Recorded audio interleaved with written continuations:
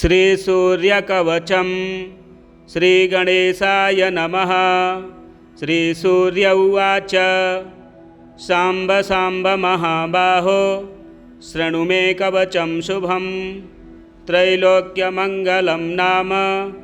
कवचं परमाद्भुतं। यज्ञात्वा मन्त्रवित् सम्यक् फलं प्राप्नोति निश्चितं। यद्धृत्वा च महादेवो गणानामधिपो भवत्। पठनाद्धारणाद्विष्णुः सर्वेषां पालकः सदा। एवमिन्द्रादयः सर्वे सर्वैश्वर्यमवाप्नुयुः। कवचस्य ऋषिर्ब्रह्मा छन्दोनुष्टुबुधाहृतः। श्रीसूर्यो देवता चात्र सर्वदेव नमस्कृतः। यश आरोग्यमोक्षेषु विनियोगः प्रकीर्तितः। प्रणवो मे शिरः पातु घृणिर्मे पातु भालकम्। सूर्यो व्यान्नयनद्वन्द्वमादित्यः कर्णयुग्मकम्। अष्टाक्षरो महामन्त्रः सर्वाभीष्टफलप्रदः। ह्रीं बीजं मे मुखं पातु हृदयं भुवनेश्वरी। चन्द्रबिम्बं विसन्दाद्यं पातु मे गुह्यदेशकम्। अक्षरोऽसौ महामन्त्रः सर्वतन्त्रेषु गोपितः। शिवो वह्नि समायुक्तो वामाक्षी बिन्दुभूषितः। एकाक्षरो महामन्त्रः श्रीसूर्यस्य प्रकीर्तितः। गुह्याद्गुह्यतरो मन्त्रो वाञ्छाचिन्तामणिः स्मृतः। शीर्षादिपादपर्यन्तं सदा पातु मनुत्तमः। इति ते कथितं दिव्यं त्रिषु लोकेषु दुर्लभं। श्रीप्रदं कान्तिदं नित्यं धनारोग्यविवर्धनम्। कुष्ठादिरोगशमनं महाव्याधिविनाशनं। त्रिसन्ध्यं यः पठेन्नित्यमरोगी बलवान् भवेत्। बहुना किमिहोक्तेन यद्यन्मनसि वर्तते तत्सर्वं भवेत् तस्य कवचस्य च धारणात्। भूतप्रेतपिशाचाश्च यक्षगन्धर्वराक्षसाः ब्रह्मराक्षसवेताला न द्रष्टुमपि तं क्षमाः। दूरादेव पलायन्ते तस्य सङ्कीर्णतडादपि। भूर्जपत्रे समालिख्य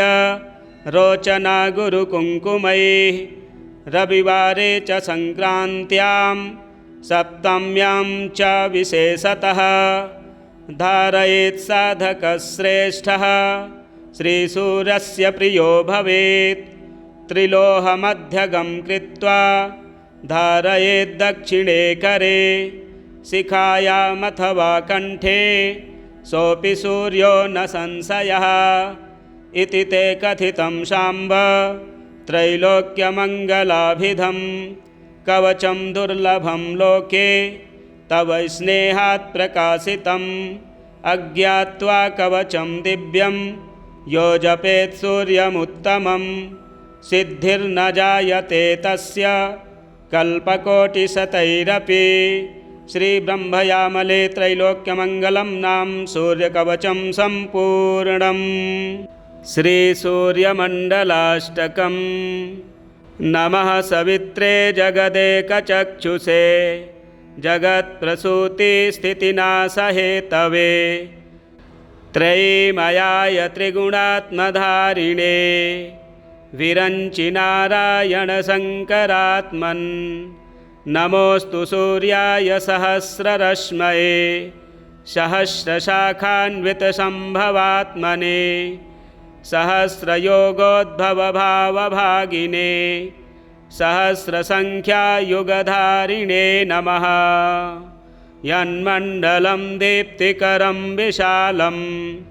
रत्नप्रभं तीव्रमनादिरूपं। दारिद्र्यदुःखक्षयकारणं च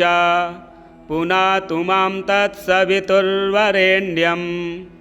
यन्मण्डलं देवगणैः सुपूजितं विप्रैः स्तुतं भावनमुक्तिकोविदं तं देवदेवं प्रणमामि सूर्यं पुनातु मां तत्सवितुर्वरेण्यं यन्मण्डलं ज्ञानघनं त्वगम्यं त्रैलोक्यपूज्यं त्रिगुणात्मरूपं समस्ततेजोमयदिव्यरूपं पुनातु मां तत्सवितुर्वरेण्यं यन्मण्डलं गूढमतिप्रबोधं धर्मस्य वृद्धिं कुरुते जनानां यत्सर्वपापक्षयकारणं च पुनातु मां तत्सवितुर्वरेण्यं यन्मण्डलं व्याधिविनाशदक्षं यद्यज्ञजुःसामसु सम्प्रगीतं प्रकाशितं येन च भूर्भुवः स्वः पुनातु मां तत्सवितुर्वरेण्यं यन्मण्डलं वेदविदो वदन्ति गायन्ति यच्चारणसिद्धसङ्घाः यद्योगिनो योगजुषां च सङ्घाः पुनातु मां तत्सवितुर्वरेण्यं यन्मण्डलं सर्वजनैश्च पूजितं ज्योतिश्च कुर्यादिह मर्त्यलोके यत्कालकालाद्यमनादिरूपं पुनातु मां तत्सवितुर्वरेण्यं यन्मण्डलं विष्णुचातुर्मुखाख्यं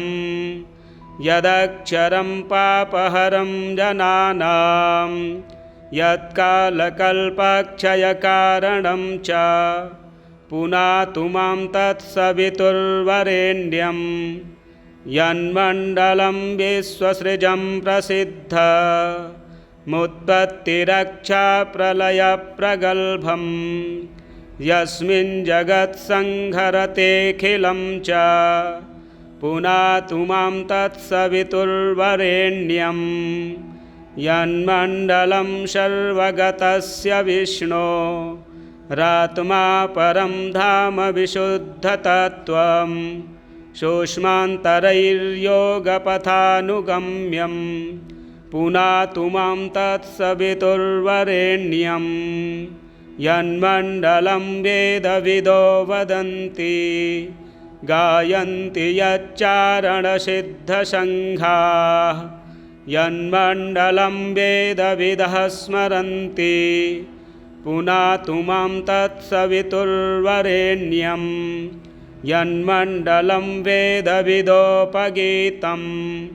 यद्योगिनं योगपथानुगम्यं तत्सर्ववेद्यं प्रणमामि सूर्यं पुनातु मां तत्सवितुर्वरेण्यं सूर्यमण्डलसुस्तोत्रं यः पठेत् सततं नरः सर्वपापविशुद्धात्मा सूर्यलोके महीयते सर्वपापविशुद्धात्मा सूर्यलोके महीयते। श्रीभविष्योत्तरपुराणे श्रीकृष्णार्जुनसंवादे सूर्यमण्डलस्तोत्रं सम्पूर्णम्। श्री आदित्यहृदयस्तोत्रम्। ततो युद्धपरिश्रान्तं समरे चिन्तया स्थितं रावणं चाग्रतो दृष्ट्वा युद्धाय समुपस्थितं दैवतैश्च समागम्य द्रष्टुमभ्यागतो रणम् उपगम्याब्रवीद् राममगस्त्यो भगवांस्तदा राम राम महाबाहो शृणु गुह्यं सनातनं येन सर्वा नरीन् वत्स समरे विजयिष्यसे आदित्यहृदयं पुण्यं सर्वशत्रुविनाशनं जयावहं जपं नित्यमक्षयं परमं शिवं सर्वमङ्गलमाङ्गल्यं सर्वपापप्रणाशनं चिन्ताशोकप्रशमनवायुर्वर्धनमुत्तमं रश्मिमन्तं समुद्यन्तं देवासुरनमस्कृतं पूजयस्व विवस्वन्तं भास्करं भुवनेश्वरं सर्वदेवात्मको हे स तेजस्वी रश्मिभावनः एष देवासुरगणान् लोकान् पाति गभस्तिभिः एष ब्रह्मा च विष्णुश्च शिवः स्कन्दः प्रजापतिः महेन्द्रो धनदः कालो यमः सोमो ह्यपाम्पतिः पितरो वसवः साध्या अश्विनौ मरुतो मनुः वायुर्वह्निः प्रजाः प्राण ऋतुकर्ता प्रभाकरः आदित्यः सविता सूर्यः खगः पूषा गभस्तिमान् सुवर्णसदृशो भानुर्हिरण्यरेता दिवाकरः हरिदस्वः सहस्रार्चिः सप्तसप्तिर्मरीचिमान् तिमिरोन्मथनः शम्भुस्त्वष्टा मार्तण्डकोऽंशुमान् हिरण्यगर्भः शिशिरस्तपनो हस्करो रविः अग्निगर्भोदितेः पुत्रः शङ्खः शिशिरनाशनः व्योमनाथस्तमो भेदी ऋग्यजुः श्यामपारगः धनवृष्टिरपां मित्रो विन्ध्यवीथिप्लवङ्गमः आतपी मण्डली मृत्युः पिङ्गलः सर्वतापनः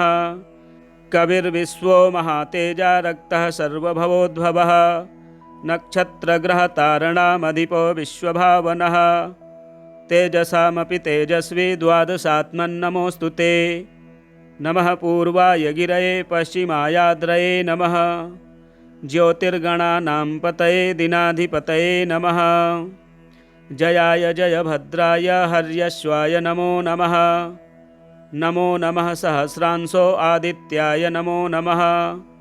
नम उग्राय वीराय सारंगाय नमो नमः नमः पद्मप्रबोधाय प्रचण्डाय नमोऽस्तु ते ब्रह्मेशानाच्युतेशाय सूरायादित्यवर्चसे भास्वते सर्वभक्षाय रौद्राय वपुषे नमः तमोघ्नाय हिमघ्नाय शत्रुघ्नायामितात्मने कृतघ्नघ्नाय देवाय ज्योतिषां पतये नमः तप्तचामीकराभाय हरये विश्वकर्मणे नमस्तमोभिनिघ्नाय रुचये लोकसाक्षिणे नाशयत्ते स वैभूतं तमेव सृजति प्रभुः पायत्ते स तपत्ते स वर्षत्ते स गभस्तिभिः एष सुप्तेषु जागर्ति भूतेषु परिनिष्ठितः एष चैवाग्निहोत्रं च फलं चैवाग्निहोत्रिणां देवाश्च क्रतवश्चैव क्रतूनां फलमेव च यानि कृत्यानि लोकेषु सर्वेषु परमप्रभुः एनमापत्सु कृच्छ्रेषु कान्तारेषु भयेषु च कीर्तयन् पुरुषः कश्चिन्नावसीदति राघव पूजय स्वैनमेकाग्रो देवदेवं जगत्पतिम् एतत् त्रिगुणितं जप्त्वा युद्धेषु विजयिष्यसि अस्मिन् क्षणे महाबाहो रावणं त्वं जहिष्यसि एवमुक्त्वा ततोऽगस्त्यो जगाम स यथागतम् एतच्छ्रुत्वा महातेजा नष्टशोको भवत्तदा धारयामास सुप्रीतो राघवः प्रियतात्मवान् आदित्यं प्रेक्ष्य जपत्वेदं परं हर्षमवाप्तवान् तिराचम्य शुचिर्भूत्वा धनुरादाय वीर्यवान् रावणं प्रेक्ष्य हृष्टात्मा जयार्थं समुपागमत्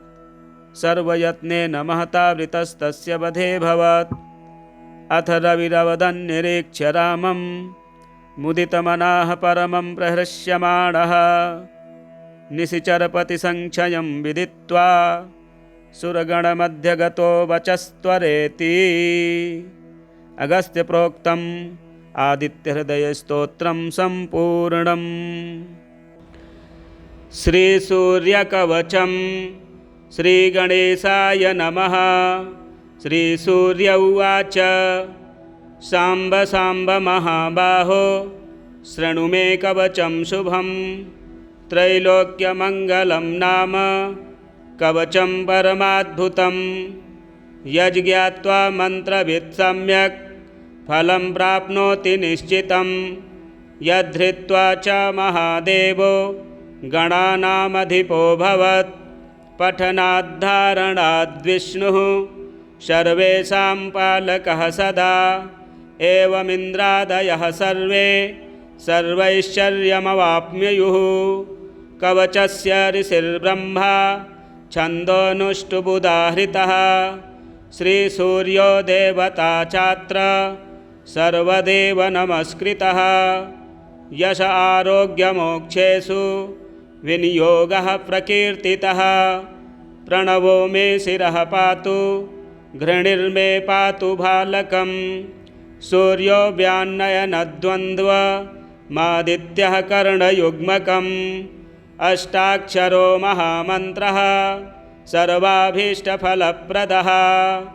ह्रीं बीजं मे मुखं पातु हृदयं भुवनेश्वरी चन्द्रबिम्बं विसन्दाद्यं पातु मे गुह्यदेशकम् अक्षरोऽसौ महामन्त्रः सर्वतन्त्रेषु गोपितः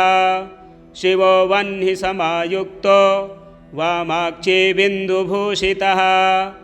एकाक्षरो महामन्त्रः श्रीसूर्यस्य प्रकीर्तितः गुह्याद्गुह्यतरो मन्त्रो वाञ्छाचिन्तामणिः स्मृतः शीर्षादिपादपर्यन्तं सदा पातु मनुत्तमः इति ते कथितं दिव्यं त्रिषु लोकेषु दुर्लभं श्रीप्रदं कान्तिदं नित्यं धनारोग्यविवर्धनं कुष्ठादिरोगशमनं महाव्याधिविनाशनं त्रिसन्ध्यं यः पठेन्नित्यमरोगी बलवान् भवेत् बहुना किमिहोक्तेन यद्यन्मनसि वर्तते तत्सर्वं भवेत् तस्य कवचस्य च धारणात् भूतप्रेतपिशाचाश्च यक्षगन्धर्वराक्षसाः ब्रह्मराक्षसवेताला न द्रष्टुमपि तं क्षमाः दूरादेव पलायन्ते तस्य सङ्कीर्णतडादपि भूर्जपत्रे समालिख्य रोचना गुरुकुङ्कुमैः रविवारे च सङ्क्रान्त्यां सप्तम्यां च विशेषतः धारयेत् साधकश्रेष्ठः श्रीसूर्यस्य प्रियो भवेत् त्रिलोहमध्यगं कृत्वा धारयेत् दक्षिणे करे शिखायामथवा कण्ठे सोऽपि सूर्यो न संशयः इति ते कथितं शाम्ब त्रैलोक्यमङ्गलाभिधं कवचं दुर्लभं लोके तव स्नेहात् प्रकाशितम् अज्ञात्वा कवचं दिव्यं यो जपेत् सूर्यमुत्तमं सिद्धिर्न जायते तस्य कल्पकोटिशतैरपि श्रीब्रह्मयामले त्रैलोक्यमङ्गलं नाम सूर्यकवचं सम्पूर्णम् श्रीसूर्यमण्डलाष्टकम् नमः सवित्रे जगदेकचक्षुषे जगत्प्रसूतिस्थितिनाशहेतवे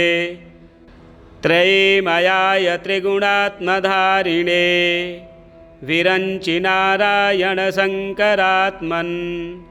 नमोऽस्तु सूर्याय सहस्ररश्मये सहस्रशाखान्वितसम्भवात्मने सहस्रयोगोद्भवभावभागिने सहस्रसङ्ख्यायुगधारिणे नमः यन्मण्डलं दीप्तिकरं विशालं रत्नप्रभं तीव्रमनादिरूपं दारिद्र्यदुःखक्षयकारणं च पुनातु मां तत्सवितुर्वरेण्यं यन्मण्डलं देवगणैः सुपूजितं विप्रैः स्तुतं भावनमुक्तिकोविदं तं देवदेवं प्रणमामि सूर्यं पुनातु मां तत्सवितुर्वरेण्यं यन्मण्डलं ज्ञानघनं त्वगम्यं त्रैलोक्यपूज्यं त्रिगुणात्मरूपं समस्ततेजोमयदिव्यरूपं पुनातु मां तत्सवितुर्वरेण्यं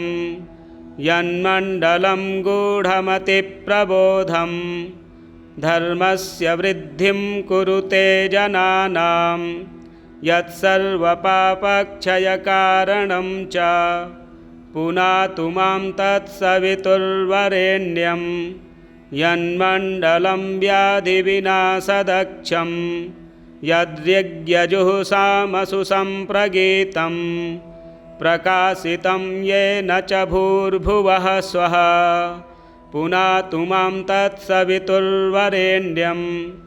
यन्मण्डलं वेदविदो वदन्ति गायन्ति यच्चारणसिद्धसङ्घाः यद्योगिनो योगजुषां च सङ्घाः पुनातु मां तत्सवितुर्वरेण्यं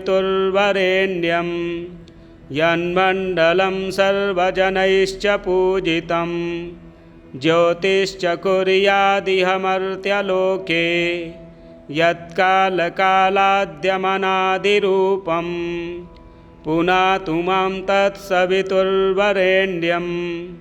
यन्मण्डलं विष्णुचातुर्मुखाख्यं यदक्षरं पापहरं जनानां यत्कालकल्पक्षयकारणं च पुनातु मां तत्सवितुर्वरेण्यं यन्मण्डलं विश्वसृजं प्रसिद्ध मुत्पत्तिरक्षाप्रलयप्रगल्भं यस्मिन् जगत्संहरतेऽखिलं च पुनातु मां तत्सवितुर्वरेण्यं यन्मण्डलं सर्वगतस्य विष्णो रात्मा परं धाम विशुद्धतत्त्वं सूक्ष्मान्तरैर्योगपथानुगम्यं पुनातु मां तत्सवितुर्वरेण्यं यन्मण्डलं वेदविदो वदन्ति गायन्ति यच्चारणसिद्धसङ्घाः यन्मण्डलं वेदविदः स्मरन्ति पुनातु मां तत्सवितुर्वरेण्यं यन्मण्डलं वेदविदोपगीतं यद्योगिनं योगपथानुगम्यं तत्सर्ववेद्यं प्रणमामि सूर्यं पुनातु मां तत्सवितुर्वरेण्यं सूर्यमण्डलसुस्तोत्रं यः पठेत् सततं नरः सर्वपापविशुद्धात्मा सूर्यलोके महीयते सर्वपापविशुद्धात्मा सूर्यलोके महीयते। श्रीभविष्योत्तरपुराणे श्रीकृष्णार्जुनसंवादे सूर्यमण्डलस्तोत्रं सम्पूर्णम्। श्री आदित्यहृदयस्तोत्रम्। ततो युद्धपरिश्रान्तं समरे चिन्तया स्थितं रावणं चाग्रतो दृष्ट्वा युद्धाय समुपस्थितं दैवतैश्च समागम्य द्रष्टुमभ्यागतो रणम् उपगम्याब्रवीद् राममगस्त्यो भगवांस्तदा राम राम महाबाहो शृणु गुह्यं सनातनं येन सर्वा नरीन् वत्स समरे विजयिष्यसे आदित्यहृदयं पुण्यं सर्वशत्रुविनाशनं जयावहं जपं नित्यमक्षयं परमं शिवं सर्वमङ्गलमाङ्गल्यं सर्वपापप्रणाशनं चिन्ताशोकप्रशमन वायुर्वर्धनमुत्तमं रश्मिमन्तं समुद्यन्तं देवासुरनमस्कृतं पूजयस्व विवस्वन्तं भास्करं भुवनेश्वरं सर्वदेवात्मको हे स तेजस्वी रश्मिभावनः एष देवासुरगणान् लोकान् पाति गभस्तिभिः एष ब्रह्मा च विष्णुश्च शिवः स्कन्दः प्रजापतिः महेन्द्रो धनदः कालो यमः सोमो ह्यपाम्पतिः पितरो वसवः साध्या अश्विनौ मरुतो मनुः वायुर्वह्निः प्रजाः प्राण ऋतुकर्ता प्रभाकरः आदित्यः सविता सूर्यः खगः पूषा गभस्तिमान् सुवर्णसदृशो भानुर्हिरण्यरेता दिवाकरः हरिदस्वः सहस्रार्चिः सप्तसप्तिर्मरीचिमान् तिमिरोन्मथनः शम्भुस्त्वष्टा मार्तण्डकोऽंशुमान् हिरण्यगर्भः शिशिरस्तपनो हस्करो रविः अग्निगर्भोदितेः पुत्रः शङ्खः शिशिरनाशनः व्योमनाथस्तमो भेदी ऋग्यजुः श्यामपारगः धनवृष्टिरपां मित्रो विन्ध्यवीथिप्लवङ्गमः आतपी मण्डली मृत्युः पिङ्गलः सर्वतापनः कविर्विश्वो महातेजा रक्तः सर्वभवोद्भवः नक्षत्रग्रहतारणामधिपो विश्वभावनः तेजसामपि तेजस्वी द्वादशात्मन्नमोऽस्तु ते नमः पूर्वाय गिरये पश्चिमायाद्रये नमः ज्योतिर्गणानां पतये दिनाधिपतये नमः जयाय जयभद्राय हर्यश्वाय नमो नमः नमो नमः सहस्रांशो आदित्याय नमो नमः नम उग्राय वीराय सारंगाय नमो नमः नमः पद्मप्रबोधाय प्रचण्डाय नमोऽस्तु ते ब्रह्मेशानाच्युतेशाय सूरायादित्यवर्चसे भास्वते सर्वभक्षाय रौद्राय वपुषे नमः तमोघ्नाय हिमघ्नाय शत्रुघ्नायामितात्मने कृतघ्नघ्नाय देवाय ज्योतिषां पतये नमः तप्तचामीकराभाय हरये विश्वकर्मणे नमस्तमोभिनिघ्नाय रुचये लोकसाक्षिणे नाशयत्ते स वैभूतं तमेव सृजति प्रभुः पायत्ते स तपत्ते स वर्षत्ते स गभस्तिभिः एष सुप्तेषु जागर्ति भूतेषु परिनिष्ठितः एष चैवाग्निहोत्रं च फलं चैवाग्निहोत्रिणां देवाश्च क्रतवश्चैव क्रतूनां फलमेव च यानि कृत्यानि लोकेषु सर्वेषु परमप्रभुः एनमापत्सु कृच्छ्रेषु कान्तारेषु भयेषु च कीर्तयन् पुरुषः कश्चिन्नावसीदति राघव पूजय स्वैनमेकाग्रो देवदेवं जगत्पतिम् एतत् त्रिगुणितं जप्त्वा युद्धेषु विजयिष्यसि अस्मिन् क्षणे महाबाहो रावणं त्वं जहिष्यसि एवमुक्त्वा ततो गस्त्यो जगाम स यथागतम् एतच्छ्रुत्वा महातेजा नष्टशोको भवत्तदा धारयामास सुप्रीतो राघवः प्रयतात्मवान् आदित्यं प्रेक्ष्य जपत्वेदं परं हर्षमवाप्तवान् तिराचम्य शुचिर्भूत्वा धनुरादाय वीर्यवान् रावणं प्रेक्ष्य हृष्टात्मा जयार्थं समुपागमत् सर्वयत्नेन महता वृतस्तस्य वधेऽभवत् अथ रविरवदन्निरीक्ष्य रामं मुदितमनाः परमं प्रहृष्यमाणः निशिचरपतिसङ्क्षयं विदित्वा सुरगणमध्यगतो वचस्त्वरेति अगस्त्यप्रोक्तम् आदित्यहृदयस्तोत्रं सम्पूर्णम्। श्रीसूर्यकवचं श्रीगणेशाय नमः। श्रीसूर्य उवाच साम्ब साम्ब महाबाहो शृणु मे कवचं शुभं त्रैलोक्यमङ्गलं नाम कवचं परमाद्भुतं यज्ञात्वा मन्त्रवित् सम्यक् फलं प्राप्नोति निश्चितं यद्धृत्वा च महादेवो गणानामधिपो भवत् पठनाद्धारणाद्विष्णुः सर्वेषां पालकः सदा एवमिन्द्रादयः सर्वे सर्वैश्वर्यमवाप्नुयुः कवचस्य ऋषिर्ब्रह्मा छन्दोनुष्टुबुधाहृतः श्रीसूर्यो देवता चात्र सर्वदेव नमस्कृतः यश आरोग्यमोक्षेषु विनियोगः प्रकीर्तितः प्रणवो मे शिरः पातु घृणिर्मे पातु भालकं सूर्यो व्यान्नयनद्वन्द्वमादित्यः कर्णयुग्मकम् अष्टाक्षरो महामन्त्रः सर्वाभीष्टफलप्रदः ह्रीं बीजं मे मुखं पातु हृदयं भुवनेश्वरी चन्द्रबिम्बं विसन्दाद्यं पातु मे गुह्यदेशकम् अक्षरोऽसौ महामन्त्रः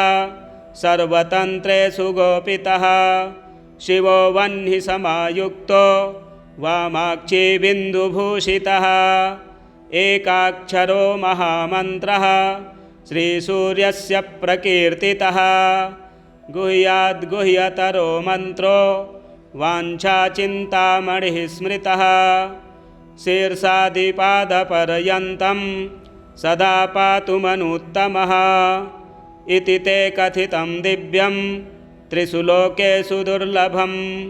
श्रीप्रदं कान्तिदं नित्यं धनारोग्यविवर्धनं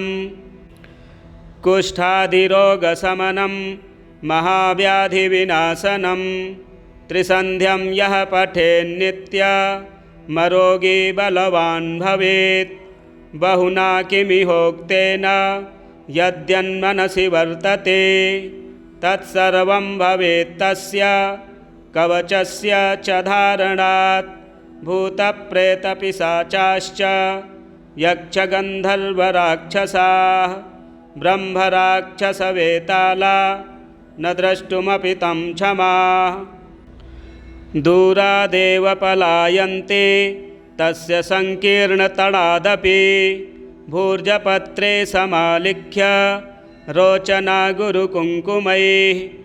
रविवारे च सङ्क्रान्त्यां सप्तम्यां च विशेषतः धारयेत् साधकश्रेष्ठः श्रीसूर्यस्य प्रियो भवेत् त्रिलोहमध्यगं कृत्वा धारयेत् दक्षिणे करे शिखायामथवा कण्ठे सोऽपि सूर्यो न संशयः इति ते कथितं शाम्ब त्रैलोक्यमङ्गलाभिधं कवचं दुर्लभं लोके तव स्नेहात् प्रकाशितम् अज्ञात्वा कवचं दिव्यं यो जपेत् सूर्यमुत्तमं सिद्धिर्न जायते तस्य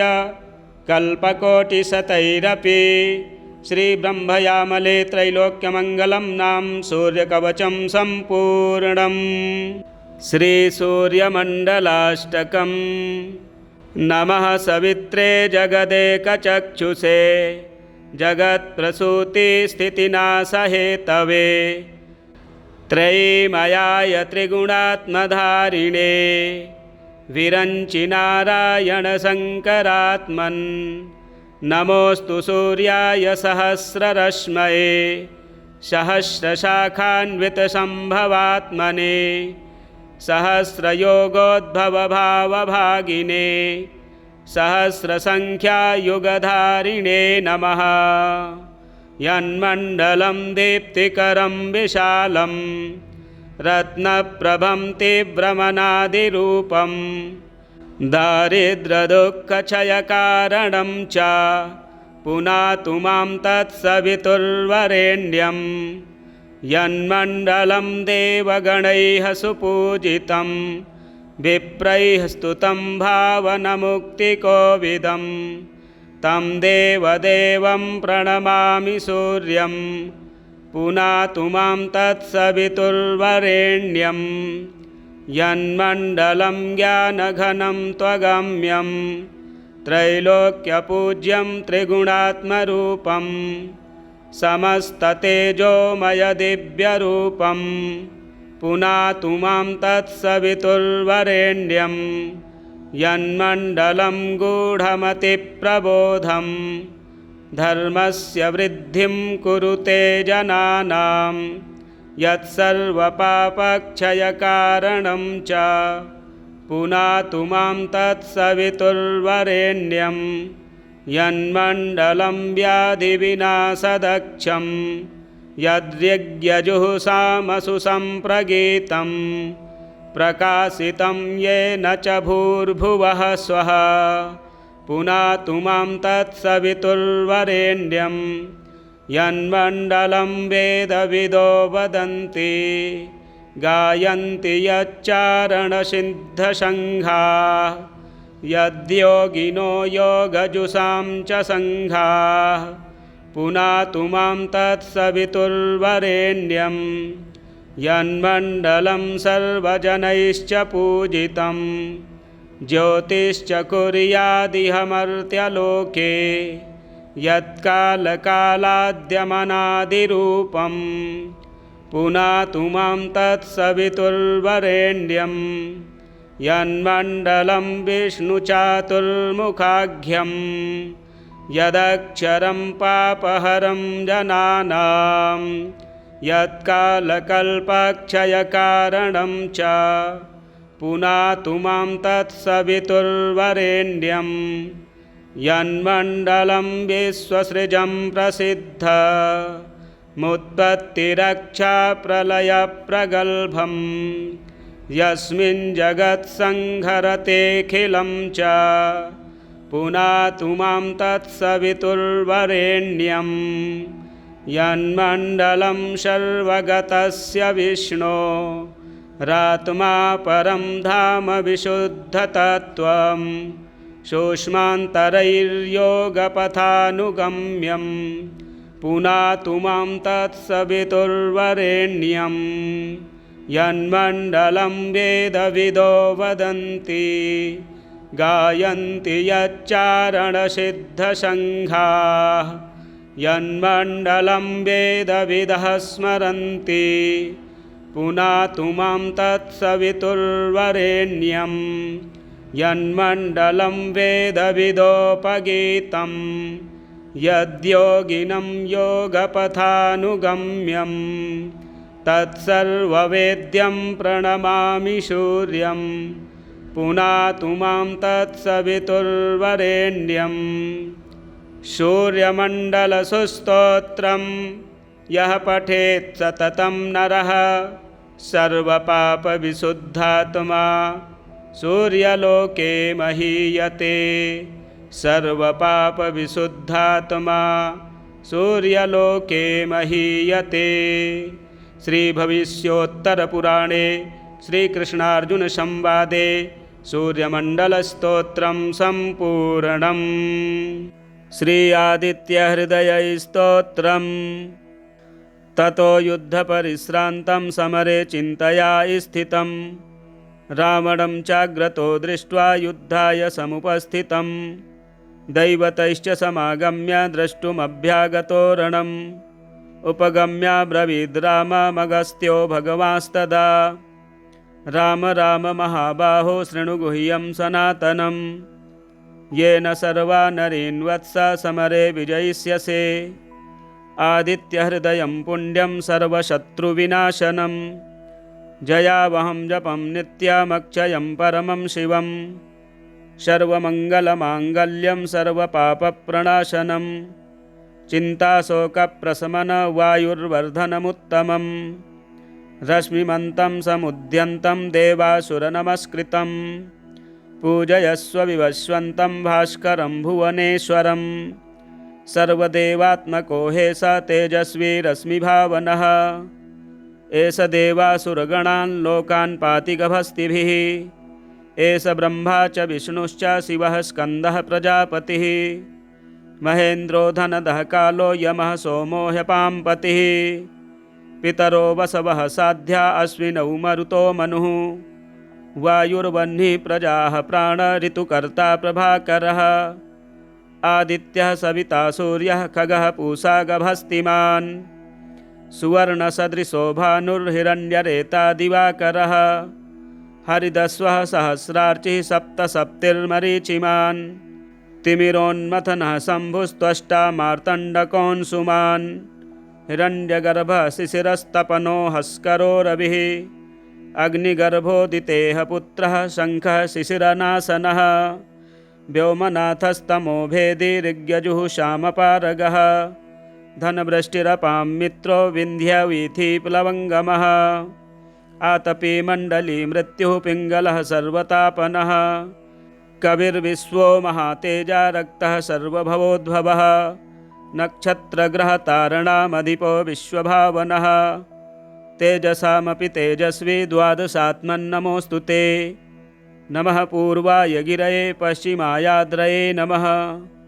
ज्योतिर्गणानां पतये दिनाधिपतये नमः जयाय जयभद्राय हर्यश्वाय नमो नमः नमो नमः सहस्रांशो आदित्याय नमो नमः नम उग्राय वीराय सारंगाय नमो नमः नमः पद्मप्रबोधाय प्रचण्डाय नमोऽस्तु ते ब्रह्मेशानाच्युतेशाय सूरायादित्यवर्चसे भास्वते सर्वभक्षाय रौद्राय वपुषे नमः तमोघ्नाय हिमघ्नाय शत्रुघ्नायामितात्मने कृतघ्नघ्नाय देवाय ज्योतिषां पतये नमः।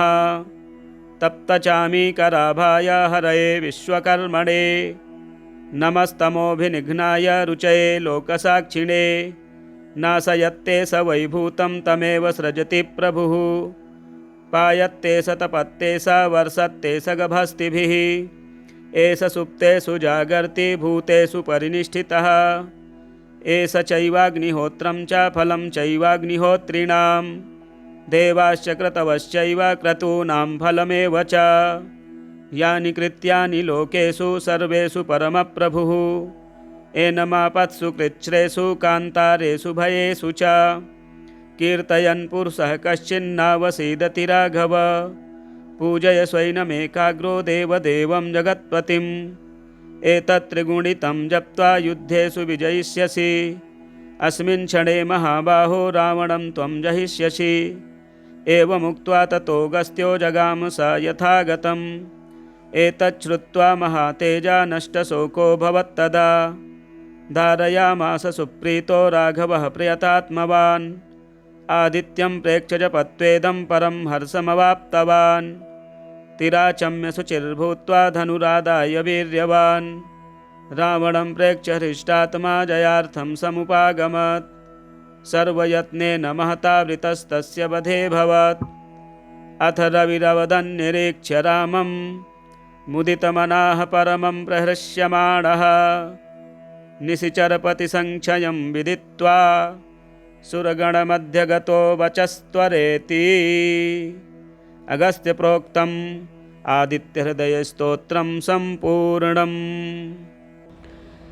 श्रीसूर्यकवचं श्रीगणेशाय नमः। श्रीसूर्य उवाच साम्ब साम्ब महाबाहो शृणु मे कवचं शुभं त्रैलोक्यमङ्गलं नाम कवचं परमाद्भुतं यज्ञात्वा मन्त्रवित् सम्यक् फलं प्राप्नोति निश्चितं यद्धृत्वा च महादेवो गणानामधिपोऽभवत् पठनाद्धारणाद्विष्णुः सर्वेषां पालकः सदा एवमिन्द्रादयः सर्वे सर्वैश्वर्यमवाप्नुयुः कवचस्य ऋषिर्ब्रह्मा छन्दोनुष्टुबुदाहृतः श्रीसूर्यो देवता चात्र सर्वदेव नमस्कृतः यश आरोग्यमोक्षेषु विनियोगः प्रकीर्तितः प्रणवो मे शिरः पातु घृणिर्मे पातु भालकं सूर्यो व्यान्नयनद्वन्द्वमादित्यः कर्णयुग्मकम् अष्टाक्षरो महामन्त्रः सर्वाभीष्टफलप्रदः ह्रीं बीजं मे मुखं पातु हृदयं भुवनेश्वरी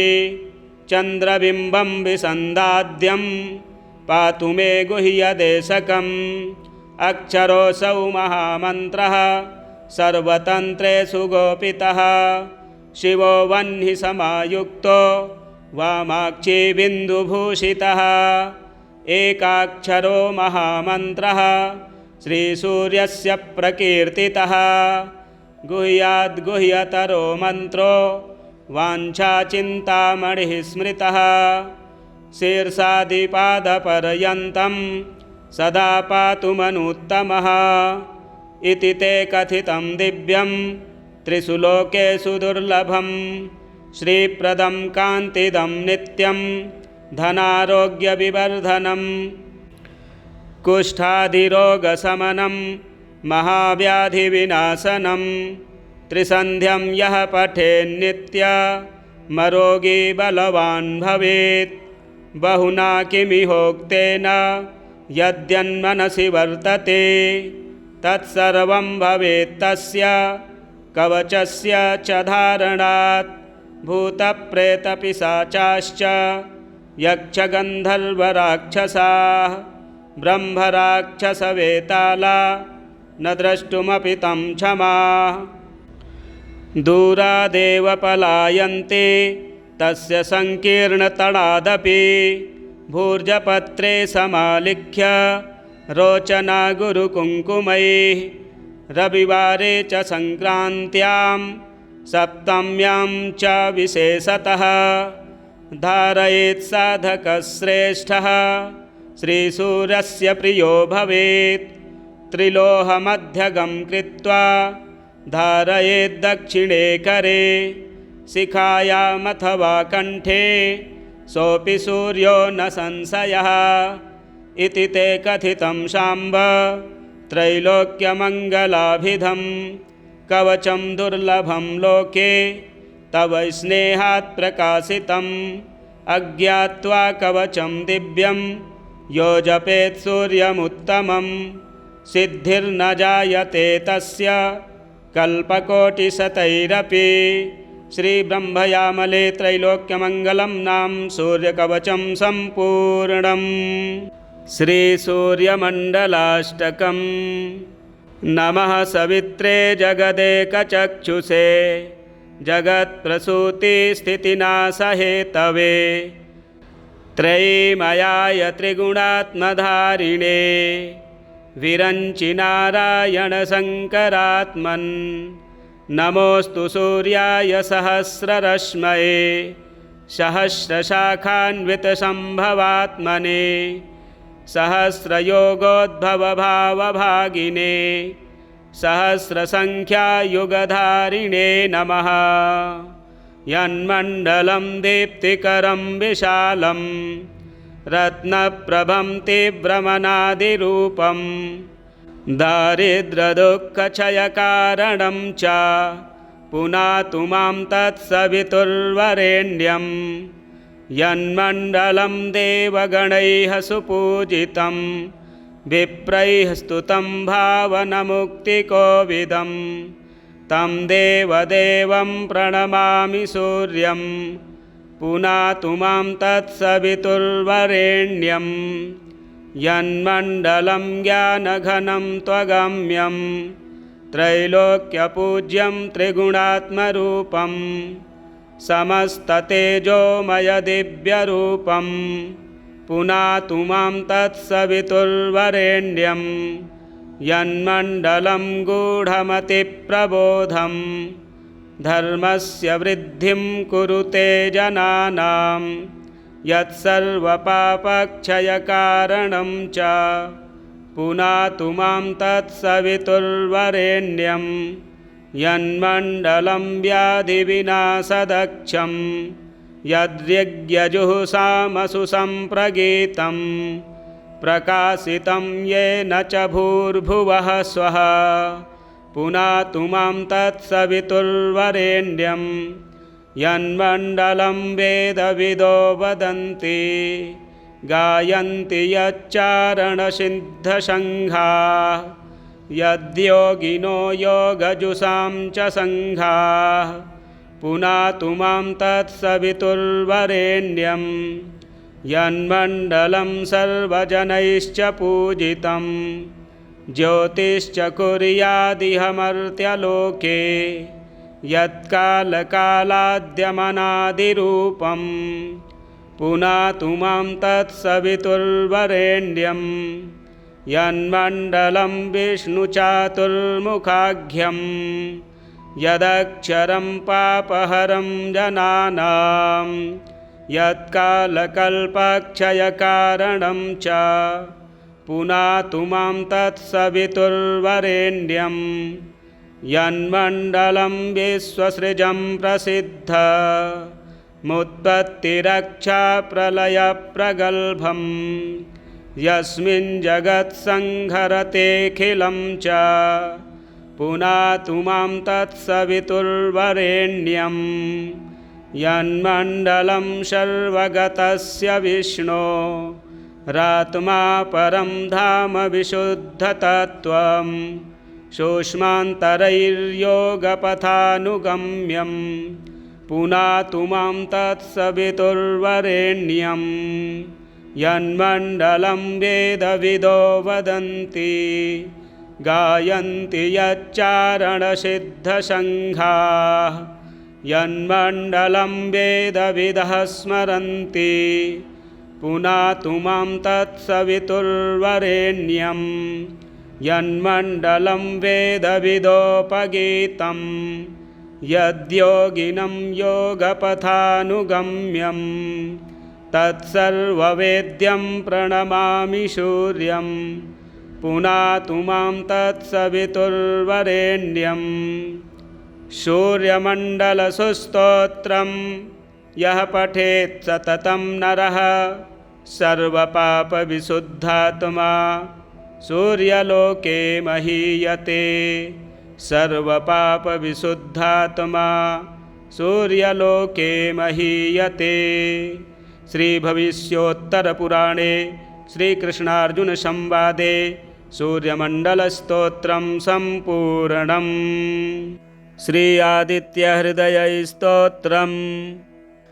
ततो युद्धपरिश्रान्तं समरे चिन्तया स्थितं रावणं चाग्रतो दृष्ट्वा युद्धाय समुपस्थितं दैवतैश्च समागम्य द्रष्टुमभ्यागतो रणम् उपगम्याब्रवीद् राममगस्त्यो भगवांस्तदा राम राम महाबाहो शृणु गुह्यं सनातनं येन सर्वा नरीन् वत्स समरे विजयिष्यसे। आदित्यहृदयं पुण्यं सर्वशत्रुविनाशनं जयावहं जपं नित्यमक्षयं परमं शिवं सर्वमङ्गलमाङ्गल्यं सर्वपापप्रणाशनं चिन्ताशोकप्रशमन वायुर्वर्धनमुत्तमं रश्मिमन्तं समुद्यन्तं देवासुरनमस्कृतं पूजयस्व विवस्वन्तं भास्करं भुवनेश्वरं सर्वदेवात्मको हे स तेजस्वी रश्मिभावनः एष देवासुरगणान् लोकान् पाति गभस्तिभिः एष ब्रह्मा च विष्णुश्च शिवः स्कन्दः प्रजापतिः महेन्द्रो धनदः कालो यमः सोमो ह्यपाम्पतिः पितरो वसवः साध्या अश्विनौ मरुतो मनुः वायुर्वह्निः प्रजाः प्राण ऋतुकर्ता प्रभाकरः आदित्यः सविता सूर्यः खगः पूषा गभस्तिमान् सुवर्णसदृशो भानुर्हिरण्यरेता दिवाकरः हरिदस्वः सहस्रार्चिः सप्तसप्तिर्मरीचिमान् तिमिरोन्मथनः शम्भुस्त्वष्टा मार्तण्डकोऽंशुमान् हिरण्यगर्भः शिशिरस्तपनो हस्करो रविः अग्निगर्भोदितेः पुत्रः शङ्खः शिशिरनाशनः व्योमनाथस्तमो भेदी ऋग्यजुः श्यामपारगः धनवृष्टिरपां मित्रो विन्ध्यवीथिप्लवङ्गमः आतपी मण्डली मृत्युः पिङ्गलः सर्वतापनः कविर्विश्वो महातेजा रक्तः सर्वभवोद्भवः नक्षत्रग्रहतारणामधिपो विश्वभावनः तेजसामपि तेजस्वी द्वादशात्मन्नमोऽस्तु ते नमः पूर्वाय गिरये पश्चिमायाद्रये नमः ज्योतिर्गणानां पतये दिनाधिपतये नमः जयाय जयभद्राय हर्यश्वाय नमो नमः नमो नमः सहस्रांशो आदित्याय नमो नमः नम उग्राय वीराय सारंगाय नमो नमः नमः पद्मप्रबोधाय प्रचण्डाय नमोऽस्तु ते ब्रह्मेशानाच्युतेशाय सूरायादित्यवर्चसे भास्वते सर्वभक्षाय रौद्राय वपुषे नमः तमोघ्नाय हिमघ्नाय शत्रुघ्नायामितात्मने कृतघ्नघ्नाय देवाय ज्योतिषां पतये नमः तप्तचामीकराभाय हरये विश्वकर्मणे नमस्तमोभिनिघ्नाय रुचये लोकसाक्षिणे नाशयत्ते स वैभूतं तमेव सृजति प्रभुः पायत्ते स तपत्ते स वर्षत्ते स गभस्तिभिः एष सुप्तेषु जागर्ति भूतेषु परिनिष्ठितः एष चैवाग्निहोत्रं च फलं चैवाग्निहोत्रिणां देवाश्च क्रतवश्चैव क्रतूनां फलमेव च यानि कृत्यानि लोकेषु सर्वेषु परमप्रभुः एनमापत्सु कृच्छ्रेषु कान्तारेषु भयेषु च कीर्तयन् पुरुषः कश्चिन्नावसीदति राघव पूजय स्वैनमेकाग्रो देवदेवं जगत्पतिम् एतत् त्रिगुणितं जप्त्वा युद्धेषु विजयिष्यसि अस्मिन् क्षणे महाबाहो रावणं त्वं जहिष्यसि एवमुक्त्वा ततो गस्त्यो जगाम स यथागतम् एतच्छ्रुत्वा महातेजा नष्टशोकोऽभवत्तदा धारयामास सुप्रीतो राघवः प्रयतात्मवान् आदित्यं प्रेक्ष्य जपत्वेदं परं हर्षमवाप्तवान् तिराचम्य शुचिर्भूत्वा धनुरादाय वीर्यवान् रावणं प्रेक्ष्य हृष्टात्मा जयार्थं समुपागमत् सर्वयत्नेन महता वृतस्तस्य वधेऽभवत् अथ रविरवदन्निरीक्ष्य रामं मुदितमनाः परमं प्रहृष्यमाणः निशिचरपतिसङ्क्षयं विदित्वा सुरगणमध्यगतो वचस्त्वरेति अगस्त्यप्रोक्तम् आदित्यहृदयस्तोत्रं सम्पूर्णम्। श्रीसूर्यकवचं श्रीगणेशाय नमः। श्रीसूर्य उवाच साम्ब साम्ब महाबाहो शृणु मे कवचं शुभं त्रैलोक्यमङ्गलं नाम कवचं परमाद्भुतं यज्ञात्वा मन्त्रवित् सम्यक् फलं प्राप्नोति निश्चितं यद्धृत्वा च महादेवो गणानामधिपो भवत् पठनाद्धारणाद्विष्णुः सर्वेषां पालकः सदा एवमिन्द्रादयः सर्वे सर्वैश्वर्यमवाप्नुयुः कवचस्य ऋषिर्ब्रह्मा छन्दोनुष्टुबुधाहृतः श्रीसूर्यो देवता चात्र सर्वदेव नमस्कृतः यश आरोग्यमोक्षेषु विनियोगः प्रकीर्तितः प्रणवो मे शिरः पातु घृणिर्मे पातु भालकं सूर्यो व्यान्नयनद्वन्द्वमादित्यः कर्णयुग्मकम् अष्टाक्षरो महामन्त्रः सर्वाभीष्टफलप्रदः ह्रीं बीजं मे मुखं पातु हृदयं भुवनेश्वरी चन्द्रबिम्बं विसन्दाद्यं पातु मे गुह्यदेशकम् अक्षरोऽसौ महामन्त्रः सर्वतन्त्रेषु गोपितः शिवो वह्नि समायुक्तो वामाक्षी बिन्दुभूषितः एकाक्षरो महामन्त्रः श्रीसूर्यस्य प्रकीर्तितः गुह्याद्गुह्यतरो मन्त्रो वाञ्छाचिन्तामणिः स्मृतः शीर्षादिपादपर्यन्तं सदा पातु मनुत्तमः इति ते कथितं दिव्यं त्रिषु लोकेषु दुर्लभं श्रीप्रदं कान्तिदं नित्यं धनारोग्यविवर्धनं कुष्ठादिरोगशमनं महाव्याधिविनाशनं त्रिसन्ध्यं यः पठेन्नित्यमरोगी बलवान् भवेत् बहुना किमिहोक्तेन यद्यन्मनसि वर्तते तत्सर्वं भवेत् तस्य कवचस्य च धारणात् भूतप्रेतपिशाचाश्च यक्षगन्धर्वराक्षसाः ब्रह्मराक्षसवेताला न द्रष्टुमपि तं क्षमाः दूरादेव पलायन्ते तस्य सङ्कीर्णतडादपि भूर्जपत्रे समालिख्य रोचना गुरुकुङ्कुमैः रविवारे च सङ्क्रान्त्यां सप्तम्यां च विशेषतः धारयेत् साधकश्रेष्ठः श्रीसूर्यस्य प्रियो भवेत् त्रिलोहमध्यगं कृत्वा धारयेत् दक्षिणे करे शिखायामथवा कण्ठे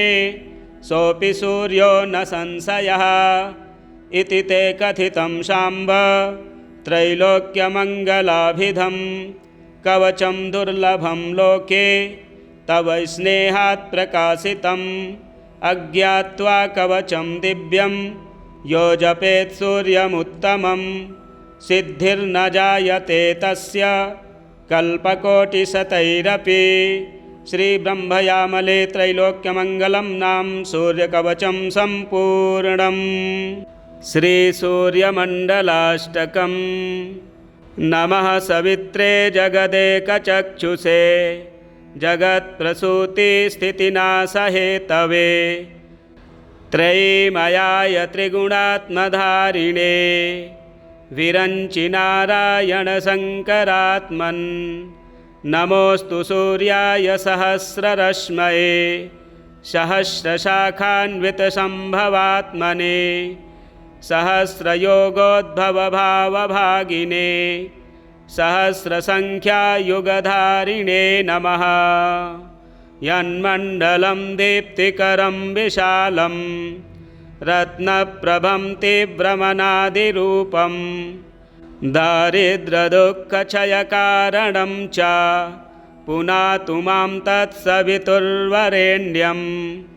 यन्मण्डलं देवगणैः सुपूजितं विप्रैः स्तुतं भावनमुक्तिकोविदं तं देवदेवं प्रणमामि सूर्यं पुनातु मां तत्सवितुर्वरेण्यं यन्मण्डलं ज्ञानघनं त्वगम्यं त्रैलोक्यपूज्यं त्रिगुणात्मरूपं समस्ततेजोमयदिव्यरूपं पुनातु मां तत्सवितुर्वरेण्यं यन्मण्डलं गूढमतिप्रबोधं धर्मस्य वृद्धिं कुरुते जनानां यत्सर्वपापक्षयकारणं च पुनातु मां तत्सवितुर्वरेण्यं यन्मण्डलं व्याधिविनाशदक्षं यद्यज्ञजुःसामसु सम्प्रगीतं प्रकाशितं येन च भूर्भुवः स्वः पुनातु मां तत्सवितुर्वरेण्यं यन्मण्डलं वेदविदो वदन्ति गायन्ति यच्चारणसिद्धसङ्घाः यद्योगिनो योगजुषां च सङ्घाः पुनातु मां तत्सवितुर्वरेण्यं यन्मण्डलं सर्वजनैश्च पूजितं ज्योतिश्च कुर्यादिह मर्त्यलोके यत्कालकालाद्यमनादिरूपं पुनातु मां तत्सवितुर्वरेण्यं यन्मण्डलं विष्णुचातुर्मुखाख्यं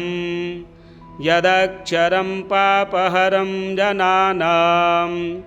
यत्कालकल्पक्षयकारणं च पुनातु मां तत्सवितुर्वरेण्यं यन्मण्डलं विश्वसृजं प्रसिद्ध मुत्पत्तिरक्षाप्रलयप्रगल्भं यस्मिन् जगत्संहरतेऽखिलं च पुनातु मां तत्सवितुर्वरेण्यं यन्मण्डलं सर्वगतस्य विष्णो रात्मा परं धाम विशुद्धतत्त्वं सूक्ष्मान्तरैर्योगपथानुगम्यं पुनातु मां तत्सवितुर्वरेण्यं यन्मण्डलं वेदविदो वदन्ति गायन्ति यच्चारणसिद्धसङ्घाः यन्मण्डलं वेदविदः स्मरन्ति पुनातु मां तत्सवितुर्वरेण्यं यन्मण्डलं वेदविदोपगीतं यद्योगिनं योगपथानुगम्यं तत्सर्ववेद्यं प्रणमामि सूर्यं पुनातु मां तत्सवितुर्वरेण्यं सूर्यमण्डलसुस्तोत्रं यः पठेत् सततं नरः सर्वपापविशुद्धात्मा सूर्यलोके महीयते सर्वपापविशुद्धात्मा सूर्यलोके महीयते। श्रीभविष्योत्तरपुराणे श्रीकृष्णार्जुनसंवादे सूर्यमण्डलस्तोत्रं सम्पूर्णम्। श्री आदित्यहृदयस्तोत्रम्। ततो युद्धपरिश्रान्तं समरे चिन्तया स्थितं रावणं चाग्रतो दृष्ट्वा युद्धाय समुपस्थितं दैवतैश्च समागम्य द्रष्टुमभ्यागतो रणम् उपगम्याब्रवीद् राममगस्त्यो भगवांस्तदा राम राम महाबाहो शृणु गुह्यं सनातनं येन सर्वा नरीन् वत्स समरे विजयिष्यसे आदित्यहृदयं पुण्यं सर्वशत्रुविनाशनं जयावहं जपं नित्यमक्षयं परमं शिवं सर्वमङ्गलमाङ्गल्यं सर्वपापप्रणाशनं चिन्ताशोकप्रशमनं वायुर्वर्धनमुत्तमं रश्मिमन्तं समुद्यन्तं देवासुरनमस्कृतं पूजयस्व विवस्वन्तं भास्करं भुवनेश्वरं सर्वदेवात्मको हे स तेजस्वी रश्मिभावनः एष देवासुरगणान् लोकान् पाति गभस्तिभिः एष ब्रह्मा च विष्णुश्च शिवः स्कन्दः प्रजापतिः महेन्द्रो धनदः कालो यमः सोमो ह्यपाम्पतिः पितरो वसवः साध्या अश्विनौ मरुतो मनुः वायुर्वह्निः प्रजाः प्राण ऋतुकर्ता प्रभाकरः आदित्यः सविता सूर्यः खगः पूषा गभस्तिमान् सुवर्णसदृशो भानुर्हिरण्यरेता दिवाकरः हरिदस्वः सहस्रार्चिः सप्तसप्तिर्मरीचिमान् तिमिरोन्मथनः शम्भुस्त्वष्टा मार्तण्डकोऽंशुमान् हिरण्यगर्भः शिशिरस्तपनो हस्करो रविः अग्निगर्भोदितेः पुत्रः शङ्खः शिशिरनाशनः व्योमनाथस्तमो भेदी ऋग्यजुः श्यामपारगः धनवृष्टिरपां मित्रो विन्ध्यवीथिप्लवङ्गमः आतपी मण्डली मृत्युः पिङ्गलः सर्वतापनः कविर्विश्वो महातेजा रक्तः सर्वभवोद्भवः नक्षत्रग्रहतारणामधिपो विश्वभावनः तेजसामपि तेजस्वी द्वादशात्मन्नमोऽस्तु ते नमः पूर्वाय गिरये पश्चिमायाद्रये नमः ज्योतिर्गणानां पतये दिनाधिपतये नमः जयाय जयभद्राय हर्यश्वाय नमो नमः नमो नमः सहस्रांशो आदित्याय नमो नमः नम उग्राय वीराय सारंगाय नमो नमः नमः पद्मप्रबोधाय प्रचण्डाय नमोऽस्तु ते ब्रह्मेशानाच्युतेशाय सूरायादित्यवर्चसे भास्वते सर्वभक्षाय रौद्राय वपुषे नमः तमोघ्नाय हिमघ्नाय शत्रुघ्नायामितात्मने कृतघ्नघ्नाय देवाय ज्योतिषां पतये नमः तप्तचामीकराभाय हरये विश्वकर्मणे नमस्तमोभिनिघ्नाय रुचये लोकसाक्षिणे नाशयत्ते स वैभूतं तमेव सृजति प्रभुः पायत्ते स तपत्ते स वर्षत्ते स गभस्तिभिः एष सुप्तेषु जागर्ति भूतेषु परिनिष्ठितः एष चैवाग्निहोत्रं च फलं चैवाग्निहोत्रिणां देवाश्च क्रतवश्चैव क्रतूनां फलमेव च यानि कृत्यानि लोकेषु सर्वेषु परमप्रभुः एनमापत्सु कृच्छ्रेषु कान्तारेषु भयेषु च कीर्तयन् पुरुषः कश्चिन्नावसीदति राघव पूजय स्वैनमेकाग्रो देवदेवं जगत्पतिम् एतत् त्रिगुणितं जप्त्वा युद्धेषु विजयिष्यसि अस्मिन् क्षणे महाबाहो रावणं त्वं जहिष्यसि एवमुक्त्वा ततोऽगस्त्यो जगाम स यथागतम् एतच्छ्रुत्वा महातेजा नष्टशोको भवत्तदा धारयामास सुप्रीतो राघवः प्रियतात्मवान् आदित्यं प्रेक्ष्य जपत्वेदं परं हर्षमवाप्तवान् तिराचम्य शुचिर्भूत्वा धनुरादाय वीर्यवान् रावणं प्रेक्ष्य हृष्टात्मा जयार्थं समुपागमत् सर्वयत्नेन महतावृतस्तस्य वधेऽभवत् अथ रविरवदन्निरीक्ष्य रामं मुदितमनाः परमं प्रहृष्यमाणः निशिचरपतिसङ्क्षयं विदित्वा सुरगणमध्यगतो वचस्त्वरेति अगस्त्यप्रोक्तम् आदित्यहृदयस्तोत्रं सम्पूर्णम्।